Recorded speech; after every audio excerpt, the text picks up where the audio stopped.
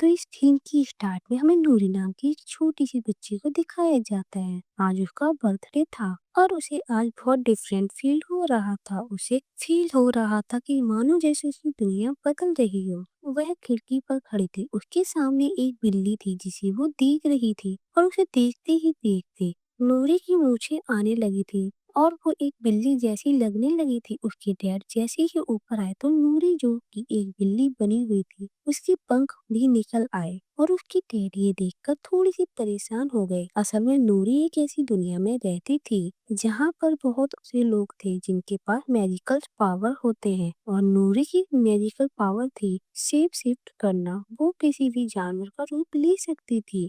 नूरी की फ्रेंड के पास थी फायर को यानी कि आग को कंट्रोल करने और जलाने की पावर। इसीलिए ये दोनों अब एक मैजिकल स्कूल जाने वाले थे। नूरी के लिए ये स्कूल ज्वाइन करना इसलिए जरूरी था क्योंकि उसे अपनी पावर्स पर कंट्रोल नहीं था। वो जब भी शेप शिफ्ट करती तो एक की बजाय दो तीन जानवर का हाइब्रिड बन जाती। सभी बच्चों के पेरेंट्स उन्हें मैजिकल अकेडमी छोड़ने के लिए आए हुए थे। उन्हें लग रहा था कि यहाँ से स्कूल वाले कोई बस भेजेंगे, लेकिन ऐसा नहीं हुआ। जंगल में बच्चों को ले जाकर वहाँ पे एक मैजिक पोर्टल खुल गया जिसके अंदर जाने पर यह लोग फाइनली अपने स्कूल में आ गए थे और उनके सेल फोन्स काम नहीं कर रहे थे। यानी दूसरी दुनिया से इनके सारे लिंक खत्म हो गए थे। इनकी इन्हीं सोच के बीच इनके सामने लियांडा आ जाती है इनको स्कूल का इंट्रोडक्शन देने के लिए।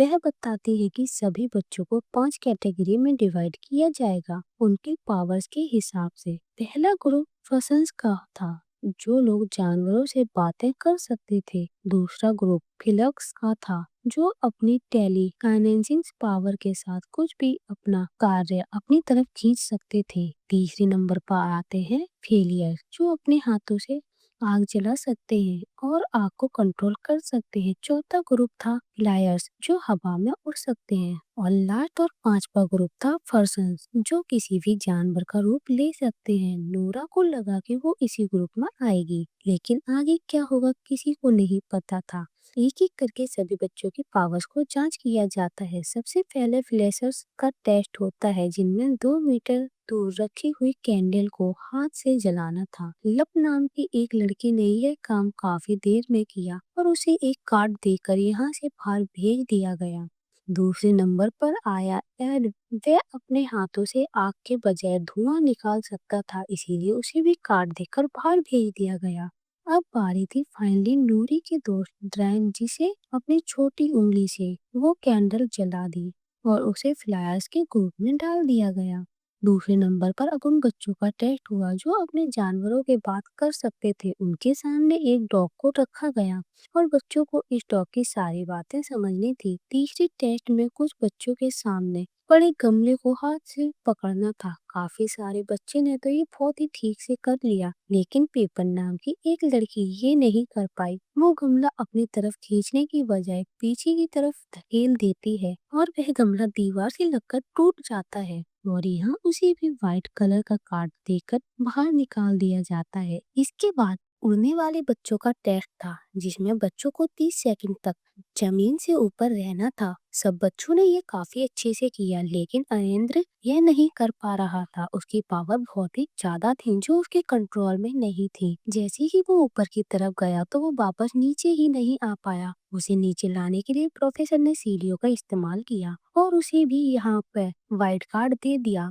फाइनली अब बारी थी नूरी के ग्रुप की। यहाँ पर सभी को सामने रख के बिल्ली की पिक्चर जैसे बनकर दिखाना था। सभी शेप शिफ्ट कर लेते हैं, लेकिन नूरी 3 सेकंड से ज्यादा शेप शिफ्ट नहीं कर पाई और वो एक हाइब्रिड बन जाती है यानी जानवरों का मिक्सचर। और ऐसे टेस्ट में फेल होकर उसे भी व्हाइट कार्ड दे दिया जाता है। सारे बच्चों को टेस्ट कंप्लीट होने के बाद यह सभी बच्चे ग्राउंड में इकट्ठे हो गए। यहाँ पर सभी बच्चों को पता चलने वाला था कि वो किस ग्रुप में है। रायना दो प्लेयर ग्रुप का हिस्सा बन गई थी, लेकिन नूरी को यूडीएम नामक एक ग्रुप में छोड़ दिया गया और ऐसे किसी ग्रुप को तो प्रिंसिपल ने इन लोगों को बताया ही नहीं था। नूरी ने जब ये सवाल किया तो प्रिंसिपल उसे यूडीएम का नया रास्ता दिखा देती है और सारे बच्चों को अपने यूनिफॉर्म लेने के लिए कैंटीन में जाने को बोलती है। यूडीएम का हेड क्वार्टर जंगल में नीचे की तरफ था, जहाँ पर उसका वेलकम प्रोफेसर बट करते हैं और इन्हें पता चलता है कि ये लोग यहाँ पर कोई भी मैजिकल पावर नहीं सीखने वाले, क्योंकि इनकी पावर्स बेकार थी, इसीलिए इन्हें आम बच्चों जैसे पढ़ाया जाएगा।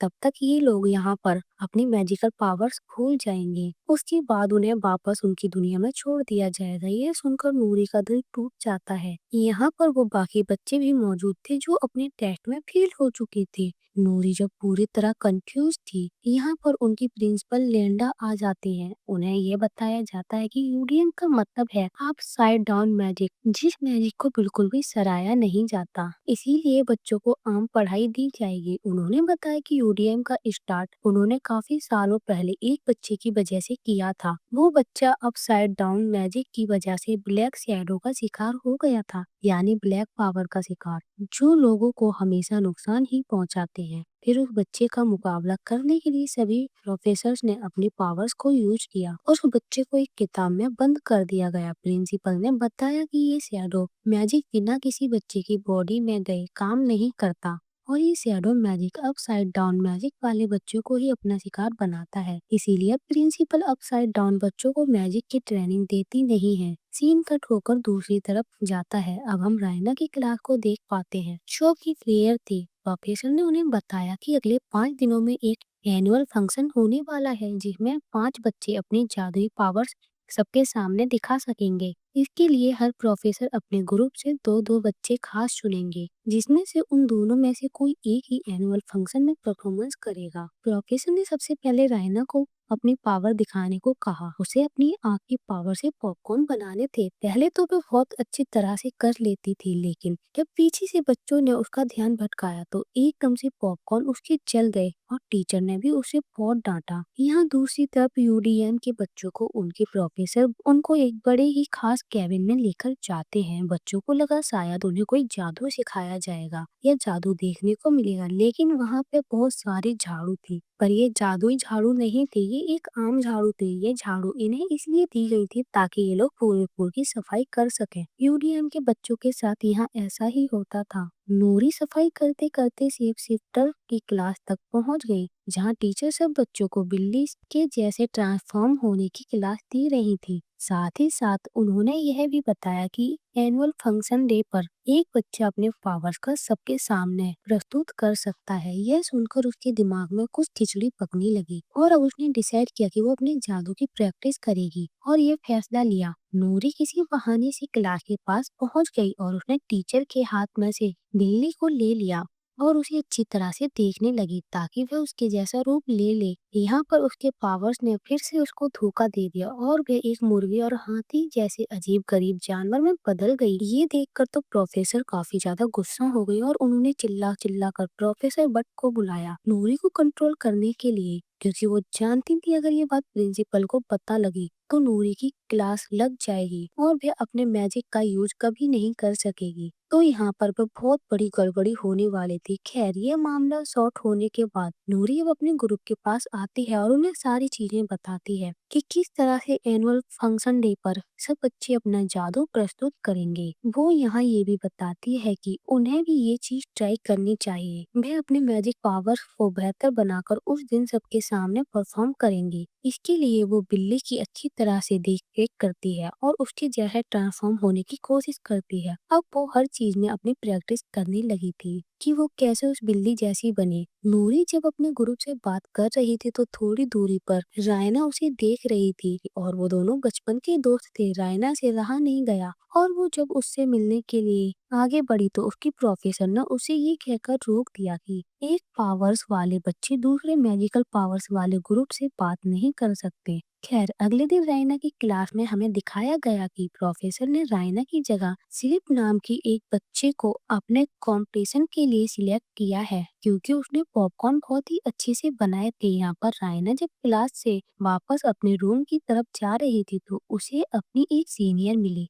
वो उसे कहती है कि मैंने तुम्हारी परफॉर्मेंस देखी, तुम्हारी पावर्स कमाल की हैं। अगर तुम इन्हें अच्छे से और बेहतर बनाना चाहती हो तो मेरे पास एक तरीका है। रायना उसकी बात नहीं सुनती, लेकिन खुद अच्छा जादूगर बनने के लिए वो रात तक लाइब्रेरी में बैठकर किताबें पढ़ती है। रात में जब वो किताब वापस रख रही थी तो एकदम से शेल्फ से ब्लैक कलर की बुक नीचे गिर गई, जिसे उठाकर वो वापस शेल्फ पर रखने लगी तो वो किताब जैसे दोबारा उसके पीछे करने लगी। असल में यह किताब शैडो मैजिक की किताब थी, जो देखकर रायना हैरान हो गई। उसने जैसे ही किताब खोली तो यहाँ की सारी लाइट्स ऑफ ऑन होने लगी। वह डर गई। उसने किताब को वापस रख दिया और वो अपना सामान लेकर वहां से भाग निकली, लेकिन हमें दिखाया गया कि वो किताबों का पीछा कर रही है और उसके रूम में पहुंचने से पहले ही उसके बेड पर रखी हुई थी। दूसरी तरफ हमने देखा कि नूरी भी दिल जान से मैजिक की प्रैक्टिस कर रही थी, लेकिन 3 सेकंड से ज्यादा वो बिल्ली बनकर नहीं रह पाती। यूडीएम के सारे बच्चे एक दूसरे के साथ काफी घुल मिल गए थे और अगले दिन रायना ने जब ये देखा तो वह बहुत ज्यादा दुखी हो गई। उसे लगा कि उसने अपनी बहन जैसी दोस्त नूरी को खो दिया। उदास मन के साथ जैसे ही वो बेड पर बैठने लगी तो उसके बेड पर उसे वही किताब मिली। उठाकर देखा तो उसके पन्ने खुद ब खुद पलटने लगे और उसमें ये भी था कि खुद को कैसे उभारा जाए। जैसे ही इस किताब को उठाकर पढ़ने लगी तो उसके चारों तरफ काले बादल मंडराने लगे और वो सारे काले बादल एकदम से उसकी बॉडी के अंदर चले गए। अब दिखाया जाता है कि सभी बच्चे उस कंपटीशन को देखने के लिए आए थे, जो हर क्लास में दो बच्चों के बीच हो रहा था। सबसे पहले रायना और फिलिप के बीच हुआ यह मुकाबला। सबको लगता था कि फिलिप जीत जाएगा, लेकिन रायना ने ऐसा नहीं होने दिया। उसने सही टाइम पर सबसे पहले पॉपकॉर्न बना दिए। टीचर ने जब इन पॉपकॉर्न को चखा तो उनका टेस्ट एकदम फ्लेवरफुल था और काफी बढ़िया था और ऐसे रायना ये कंपटीशन जीत गई। इसी तरह रायना को एनुअल डे पर अपना मैजिक दिखाने के लिए चुन लिया गया। सब बच्चों के सिलेक्शन के बाद जब ये इवेंट खत्म होने वाला था तो तभी नूरी इन सब के सामने आई और उसने प्रिंसिपल से कहा कि वो काफी दिनों से मैजिक की प्रैक्टिस कर रही है और उसे लगता है कि वो उसका मैजिक काफी बेहतर तरीके से कर पाएगी। उसे अपनी काबिलियत दिखाने का एक मौका दिया जाए। सारे प्रोफेसर मान गए और वह जल्दी से एक बिल्ली में बदल जाती है, लेकिन 3 सेकंड से ज्यादा वह अपने आप को ट्रांसफॉर्म ना रख पाई। उसके पेट से पंख निकल गए और फिर से वो एक बड़े से जानवर में बदल गई, यानी उसकी पावर्स अभी तक उसके कंट्रोल में नहीं रही। रायना ने जैसे ही ये देखा तो वह अपनी दोस्त को कंट्रोल करने के लिए अपनी पावर्स का इस्तेमाल करती है। हमें पता चलता है कि उसकी पावर्स भी कई गुना बढ़ चुकी थी, जिस पर अब उसका कंट्रोल नहीं था। तरह से उसकी पावर से उसकी दोस्त भी मरने वाली थी, लेकिन इस तरह वो अपनी असली हालत में आ गई और नूरी की जान बच जाती है। रायना ने उससे माफी मांगी और नूरी ने यह कहते हुए इसे माफ कर दिया कि इसमें तुम्हारी कोई गलती नहीं है। लेकिन यहाँ पर प्रिंसिपल लैंडा ने प्रोफेसर बट को बहुत डांटा, क्योंकि वो अपने बच्चों को कंट्रोल में नहीं रख पा रहे थे। यूडीएम के सारे बच्चे अपनी क्लास में आ गए और वो लोग काफी उदास थे, क्योंकि वो जानते थे कि अब कभी वो लोग मैजिक का इस्तेमाल नहीं कर पाएंगे। आज तो प्रोफेसर बट को भी काफी बेइज्जती का सामना करना पड़ा। वो काफी गुस्से में थे। वो सारे बच्चों से कहते हैं कि बस बहुत हो गया, अब हम यह तमाशा नहीं देखेंगे। यहाँ पर इन बच्चों को प्रोफेसर एक जगह लेकर जाते हैं, लेकिन यह भी बताते हैं कि काफी सालों से वे यूडीएम के ही स्टूडेंट थे। फिर उन्हें यूडीएम के लिए नौकरी मिल गई। उनको उनका जादू इस्तेमाल करने का कभी भी मौका नहीं मिला, ना ही कभी इजाजत मिली। उन्होंने अब ठान लिया था कि चाहे उनकी नौकरी जाए या कुछ भी हो, लेकिन अब वो यूडीएम के बच्चों की फीलिंग को बेकार नहीं होने देंगे और उनको प्रैक्टिस करवाएंगे। उनको स्कूल से दूर लेकर गए। घने जंगलों में सभी बच्चों को वो लेकर आ जाते हैं। यहाँ पर प्रोफेसर वट ने अपना टैलेंट दिखाया। वो यहाँ गाना गाने लगे और गाना सुनते ही सारे जानवर उनके पास आ जाते हैं। वह बताते हैं कि मैं काफी वक्त से अपनी प्रैक्टिस कर रहा था। मैं फेमिस की तरह बोलकर नहीं बल्कि गाकर इन जानवरों से बात करता हूँ, इसीलिए इन्होंने मुझे ग्रुप में नहीं रखा।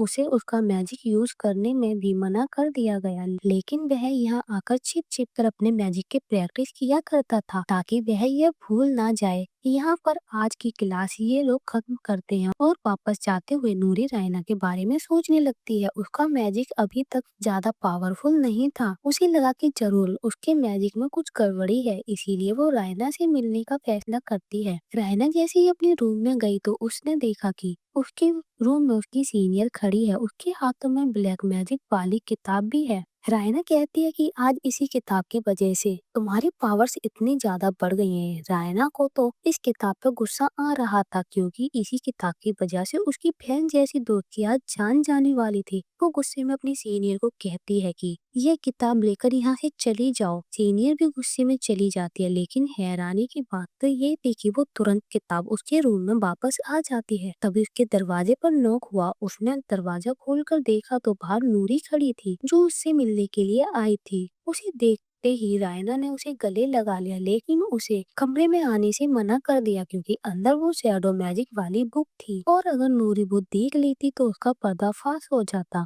इसीलिए रायना उसे बाहर से ही भेज देती है, जहाँ अपसाइड डाउन वाले बच्चे भी मैजिक की प्रैक्टिस करने लगे। प्रोफेसर भट्ट ने सबसे पहले अनिंद्र की कमर पे एक पाइप बांधा और उसे उड़ने के लिए कहा, लेकिन अभी भी उसकी पावर्स उसके कंट्रोल में नहीं थी। तो ये लोग पाइप के जरिए उसे नीचे खींच लेते हैं। रोज रोज की ट्रेनिंग के बाद कहीं न कहीं उनके मैजिक में इम्प्रूवमेंट आ रही थी, यानी कि ये बच्चे और इनका मैजिक बेकार नहीं था, बस इनके मैजिक को स्पेशल अटेंशन की जरूरत थी। इन्हीं ट्रेनिंग के दौरान इन सारे बच्चों के बीच में बहुत अच्छी दोस्ती हो गई और ये लोग एक टीम की तरह एक साथ मिलकर भी अपने मैजिक का यूज करने लगे। यहाँ पर वो बच्चा जिसके हाथ से आग की बजाय धुआं निकलता था, उसने अपने धुएं को सेफ देना शुरू कर दिया। वो बच्ची जो डेली फाइनेंसिस की मदद से चीजों को अपने पास नहीं अपने से दूर फेंक सकती थी, उसने सही डायरेक्शन में चीजों को दूर करना शुरू कर दिया। जबकि नूरी अपने आप को एक जानवर की जगह कई सारे जानवरों में डिफरेंट डिफरेंट जानवरों में हाइब्रिड बनाने की कोशिश करने लगी, जिसमें वो काफी अच्छे से परफॉर्म कर रही थी। यहाँ स्कूल के अंदर दिखाया जाता है कि सारे बच्चे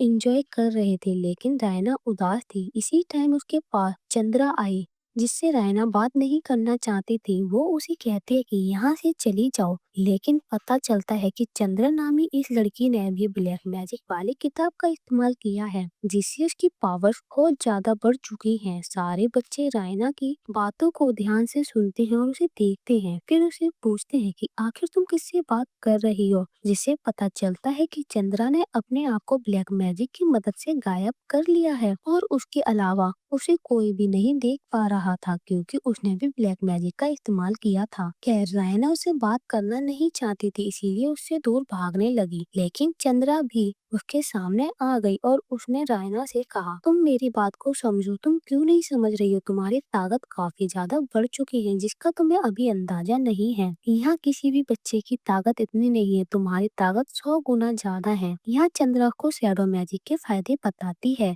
और उसकी बातों में आकर रायना ने अपने आप को शैडो मैजिक के हवाले कर दिया। अब रात में जब नूरी रायनो से मिलने के लिए आई तो रायनो की क्लास फ्लोर ने उन्हें बताया कि रायनो किसी शैडो से बात कर रही थी और ऐसी नूरी को समझ आ गया कि ब्लैक शैडो सिर्फ यूडीएम के बच्चों को नहीं बल्कि किसी भी बच्चे को अपना शिकार बना सकते हैं। यहाँ पर हमें रायना को भयानक रूप में दिखाया जाता है, जो चंद्रा से कहती है कि जल्द ही यह पूरा स्कूल तबाह हो जाएगा। इस टाइम उसकी आंखें पूरी तरह काली पड़ चुकी थी। नूरी इस टाइम उनके पीछे खड़ी थी। हालांकि रायना ने उसे नहीं देखा था, लेकिन उसने फिर भी कहा कि नूरी अगर अपनी जान बचाना चाहती है तो यहाँ से भाग जा। नूरी भी भागते हुए प्रोफेसर भट्ट के पास आई और उसने उन्हें सारा वाक्य बताया। सभी बच्चों ने यह बात प्रिंसिपल को बताने का फैसला किया। प्रोफेसर भट्ट ने उन्हें रोक दिया और ये कहा कि प्रिंसिपल कभी भी उनकी बात का यकीन नहीं करेगी। प्रोफेसर भट्ट जानते थे कि वो पावर अगले दिन एनुअल फंक्शन पर जरूर हमला करेगी, इसीलिए ये लोग यहाँ एक सीक्रेट प्लान बनाते हैं, जो हमें अगले दिन दिखाया जाएगा। सभी बच्चे जब स्कूल के गार्डन में इकट्ठे हुए तो प्रिंसिपल ने सबसे पहले रायना को बुलाया अपने मैजिक को दिखाने के लिए। रायना उठने की बजाय अपनी ही जगह पर बैठे बैठे सबसे पहले आग से हवा में कुछ लिखती है और सबका वेलकम करती है। जिसके बाद वो स्टेज पर आई और उसने बताया कि उसने आज के लिए अपना खास मैजिक तैयार किया है। उसने अब अपने हाथों से आग का गोला बनाना शुरू किया, जो देखते ही देखते बहुत ज्यादा बड़ा हो गया। साथ ही साथ रायना का शैडो भी पूरे स्कूल के ऊपर हावी होने लगा। अब सब लोग आग की गोली से इधर उधर भागने लगे और उसमें से आवाज निकलने लगी कि काफी सालों से मैं इस समय का इंतजार कर रही थी, अब मैं वापस आ गई हूँ। ये आवाज सुनते ही वहाँ पर भगदड़ मच गई और सभी लोग घबरा गए, सबसे ज्यादा प्रोफेसर लिंडा। जब सबको ये एहसास हो गया कि रायना के अंदर ब्लैक पावर है तो यहाँ ब्लैक पावर भी सबके सामने आ गई। सब लोगों को अभी अंदाजा हो गया था कि shadow magic upside down magic वाले बच्चों को अपना शिकार नहीं बनाता, बल्कि वो कोई भी बच्चा हो सकता है जिसे वह अपना शिकार बनाएगा। खैर फिलहाल इस ब्लैक मैजिक शैडो को रोकने के लिए प्रोफेसर आंगनो और उसके सारे ही स्टूडेंट मिलकर एक बहुत बड़ा आग का गोला बनाते हैं, लेकिन इस ब्लैक शैडो को उससे कुछ भी नहीं होता। इसके बाद प्रिंसिपल के कहने पर सभी ग्रुप अपने अपने बेहतर जानवरों को बुलाते हैं, लेकिन ये जानवर भी इस ब्लैक शैडो का कुछ नहीं कर पाते। वो लोग ऐसे जानवरों में बदले की मॉन्स्टर के साथ भी नहीं लड़ पाए। अब एंड में यूडीएम के सब बच्चे सामने आ गए, एक टीम की शक्ल में अपना जादू इस्तेमाल कर रहे थे। सबसे पहले एक बच्चे ने अपनी टेलीकाइनेसिस पावर की मदद से इस शैडो को यहाँ से दूर धकेलने का काम किया। उसके बाद यूलेट नाम के एक बच्चे ने अपना हाथ से निकलते हुए धुएं की दीवार बना दी ताकि शैडो यहाँ के लोगों को ना देख पाए। फिर आयनेन्द्र जो कि हवा में उड़ने की पावर रखता था, वो भी हवा में उड़ गया ताकि वो इस शैडो का ध्यान भटका सके। और फाइनली एंड में नूरी एक बड़े ड्रैगन में बदल गई जो उड़कर इस शैडो से लड़ रही थी। ये देखते हुए प्रिंसिपल प्रोफेसर लिंडा ने भी लोगों की तरह टीम में काम करने को कहा और सब बच्चों से कहा और बोला कि बच्चों अपना मैजिक एक साथ उस शैडो पर इस्तेमाल करो। लेकिन नूरी ने सबको रोक दिया, सबको कहा कि वो सब वहीं दूर रुक जाए क्योंकि वो जानती थी कि शैडो के पीछे उसकी दोस्त है